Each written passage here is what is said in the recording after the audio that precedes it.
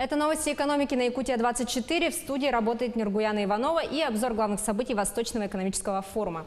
По меньшей мере 60% японских бизнесменов считают российский Дальний Восток привлекательным для инвестиционных проектов. Об этом на бизнес-диалоге Россия-Япония в ходе Восточного экономического форума заявил руководитель Японско-российского экономического комитета Кайдан Рен и председатель Совета директоров Марубени Корпорейшн Теруо Асада. По его словам, на Дальнем Востоке необходимо дальнейшее налаживание инфраструктуры, в особенности с точки зрения строительства складских площадей в портах, повышения инвестиционной привлекательности, предоставления дополнительных налоговых льгот и обеспечения поддержки бизнесменов, сделавших инвестиции. В продолжение темы глава Якутии предложил наделить многофункциональные центры правами по защите бизнеса. По его словам, это позволило бы в досудебном порядке решить проблемы во взаимодействии бизнеса с государством.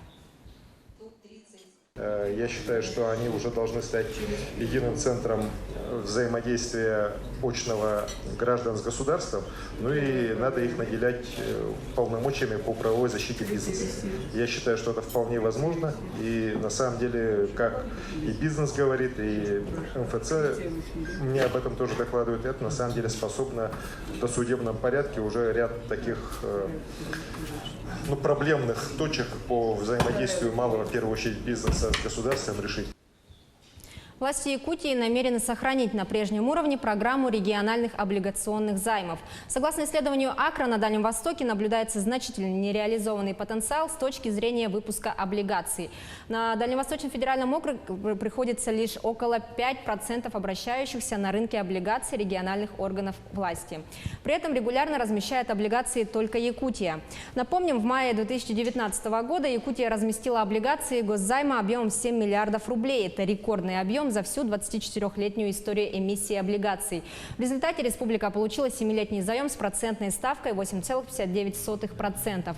Впервые Якутия выпустила облигации в 1995 году.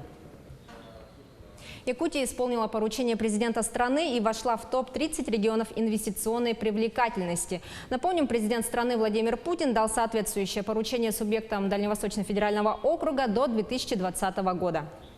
У нас также с вами есть поручение президента всем регионам Дальнего Востока в 2020 году войти в топ-30 рейтинга инвестиционного климата. В этом году мы на площадке Петербургского экономического форума представляли результаты, и у нас Саха-Якутия и Камчатский край уже вошли в топ-30 регионов лучших по оценкам предпринимателей бизнеса, которые работают на Дальнем Востоке.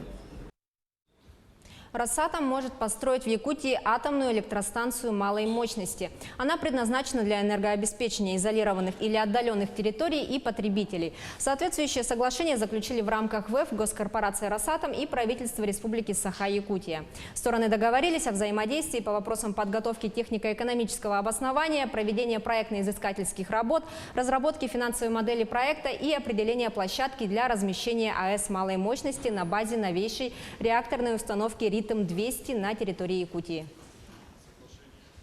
Программу государственно-частного партнерства при строительстве социальных и инфраструктурных объектов расширят в Якутии. Об этом заявил глава региона Айсен Николаев на полях Восточного экономического форума. Говоря о механизме ГЧП, он отметил, что республика является одним из лидеров по Дальнему Востоку и стране по реализации таких проектов.